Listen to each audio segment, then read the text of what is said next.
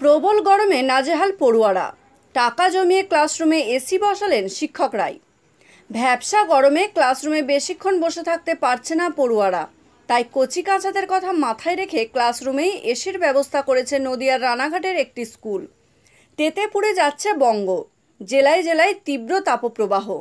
এরই মধ্যে গরমের ছুটি ফুরিয়েছে, মাথায় গনগনে রোদ নিয়ে স্কুলে আসতে হচ্ছে পড়ুয়াদের। অনেক অভিভাবক আবার শিশুর স্বাস্থ্যের কথা ভেবে স্কুলে পাঠাতে চাইছেন না। এই পরিস্থিতিতে ছাত্রদের কথা ভেবে এক অভিনব উদ্যোগ নিলেন শিক্ষকরা।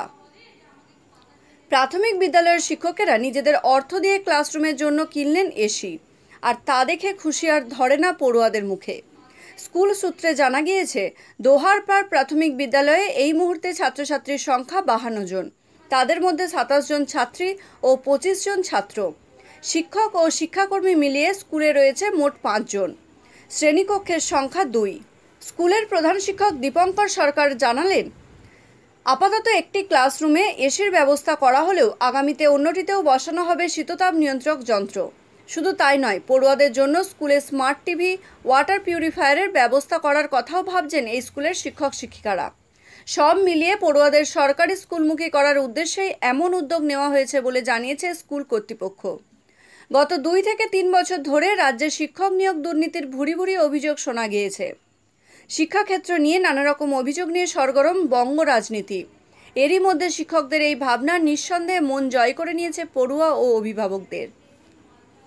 আমাদের বিদ্যালয়ের অনেক কিছুরই অভাব আছে। এবার যেহেতু আমাদের এই গ্রামের বেশিরভাগ অভিভাবকরাই দেখছি, মানে আমাদের সাধারণ মানুষের মধ্যে একটা টেন্ডেন্সি রয়েছে কেজি স্কুলে পড়ানো। এবার আমরা চিন্তা ভাবনা করলাম মাস্টারমশাইরা আলোচনা করে যে কিভাবে আমাদের বিদ্যালয়ের পরিকাঠামো উন্নয়ন করা যায়। সেই স্বার্থে আমরা শিক্ষার্থীদের স্বার্থে আমরা মাস্টারমশাইরা আলোচনা করলাম যে যদি একটা আমাদের শ্রেণীকক্ষে এই প্রচণ্ড দাবদাহের মধ্যে যদি একটা বিদ্যালয়ে এসি বসানো যায়, তাহলে ছাত্রছাত্রীরা আরাম পাবে। আমাদের অভিভাবকরাও ছাত্রছাত্রীদের বিদ্যালয়ে পাঠানোর একটা মনোভাব, ইচ্ছাশক্তি জাগবে। সেই স্বার্থে আমরা মাস্টারমশাই আলোচনা করে আমরা নিজেদের যে যতটা মাস্টারমশাই যতটা আর্থিক সাহায্য করেছেন সবাই মিলে আমরা এই বিদ্যালয়ের একটা শ্রেণীকক্ষে আমরা প্রাথমিকভাবে একটা এসি ইনস্টলেশন করেছি। আর আমাদের ইচ্ছাও আছে আর একটা, আমাদের 2টো শ্রেণীকক্ষ, তার মধ্যে আর একটা আছে, আমরা সেটাও চিন্তাভাবনার মধ্যে রেখেছি, আমরা বসিয়ে দেবো। না, আমরা মাস্টারমশাইরা নিজেদের উদ্যোগেই নিজেদের আর্থিক সহায়তায় আমরা নিজেরাই করেছি। দেখুন, এখন বেশিরভাগ আমাদের মতো, মানে আমিও গার্জিয়ান, তো আমারও 2টো ছেলে আছে। এবার আমাদের মতো প্রত্যেকটা গার্জিয়ানেরই চিন্তাভাবনায় এখন এটাই চলে যে প্রাইমারি স্কুলে, মানে সরকারি স্কুলগুলোতে কিছু পড়াশোনা হয় না, তাই ম্যাক্সিমাম আমরা সবাই চেষ্টা করি যে আমরা বেসরকারি স্কুলগুলোতে দেবো, সেখানে অনেক বেশি ভালো পড়াশোনা হয়। কিন্তু এই যে আমাদের সমস্ত অভিভাবিকার মধ্যে যে এই চিন্তাভাবনাটা চলে এসছে, সেটা আমার মনে হয় আস্তে আস্তে এবার একটু হলেও চেঞ্জ হবে। কারণ আমি যখন প্রথম এই স্কুলে এসেছি তখন এই স্কুলে স্টুডেন্ট ছিল 40-এরও কম, কিন্তু বর্তমানে এই স্কুলে আমি এসেছি লকডাউনের আগে।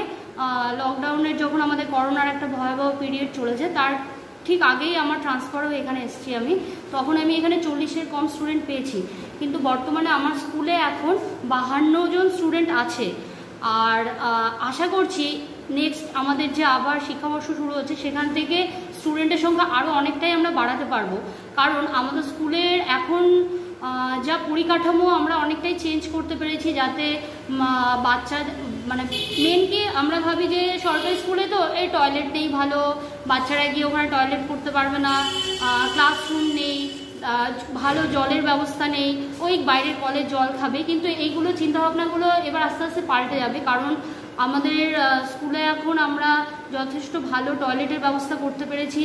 অবশ্যই সেটা আমাদের স্কুলের উদ্যোগে এবং আমাদের পঞ্চায়েত থেকে আমাদের সাহায্য করেছে, তার জন্য সুন্দর লাগছে। আমাদের বাচ্চারাও রোজ স্কুলে আসছে, ঠান্ডা হাওয়া পাচ্ছে, স্যারের নিজের উদ্যোগে এসি লাগিয়েছে, বাচ্চারা রোজ স্কুলে আসছে। তার জন্য আগে এত বাচ্চা স্কুলে আসতে চেত না।